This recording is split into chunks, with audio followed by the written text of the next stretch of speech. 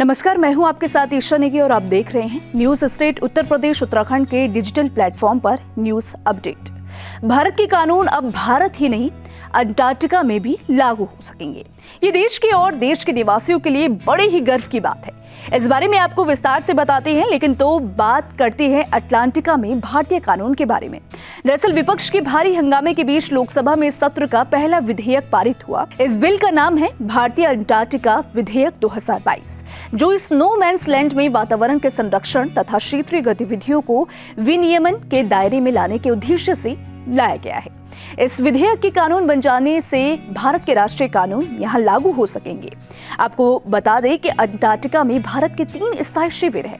इनमें 1983 में स्थापित दक्षिण गंगोत्री, 1988 का मैत्री और सबसे हालिया 2012 में स्थापित किया गया भारती है।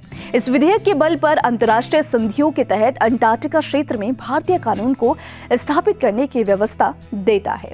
फिलहाल अभी वहां पर भारत का अपना कोई कानून लागू नहीं होता है, अंतर्राष्ट्रीय कानून ही लागू होते हैं। इस विधेयक के कानून में तब्दील होने के बाद भारतीय मिशन से जुड़े लोगों और भारतीय मिशन के इलाके में भारतीय कानून मान्य होंगे और किसी नियम के उल्लंघन के दोषियों की सुनवाई भारतीय अदालतों में होगी। लेकिन आगे का वीडियो देखने से पहले हमारे YouTube channel news state Uttar Pradesh Uttarakhand को सब्सक्राइब कर लें। इसके साथ ही हमारे वीडियो को लाइक करना और बेल आइकन को प्रेस करना ना भूलें। इससे हमारे नए वीडियोस के नोटिफिकेशंस आपको मिलते रहेंगे। आपको बता दें कि अंटार्कटिका पृथ्वी के सबसे दक्षिणी हिस्से में स्थित महाद्वीप है। दुनिया के विभिन्न देशों ने यहाँ रिसर्च केंद्र स्थापित कर रखे हैं। इस कड़ी में भारत का अंटार्कटिका कार्यक्रम 1981 में ही लॉन्च हुआ था और पहला केंद्र दक्षिण गंगोत्री 1983 में बनाया गया था। फिलहाल वहाँ मैत्री और भारती ही सक्रिय अनुसंधान केंद्र है। आपको बता दें कि अभी तक भारत अंटार्कटिका में 40 सफल वैज्ञानिक मिशन पूरे कर चुका है। पहला अभियान दल डॉक्टर एस जेट कासिम के नेतृत्व में किया गया था, जिसमें 21 वैज्ञानिकों और सहायक कर्मचारियों की एक टीम शामिल थी। भारतीय अंटार्कटिका विधेयक 2022 कहता है कि अंटार्कटिका क्षेत्र में जो भी संस्थान है वो अपने आप को शोध तक सीमित रखे।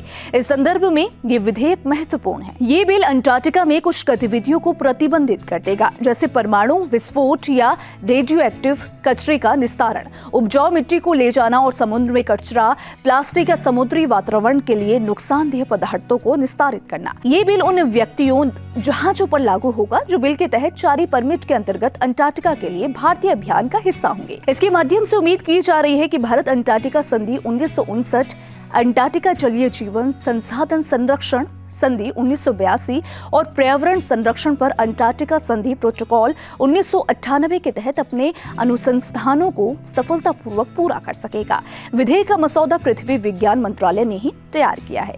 अब सवाल ये उठता है कि इसका फायदा क्या होगा। तो इसका फायदा होगा कि वैज्ञानिक शोध के लिए पहले से ही इजाजत लेनी होगी। साथ ही अंटार्कटिका के जीव, पक्षी, पौधे और सील मछलियों को नुकसान पहुंचना अपराध होगा।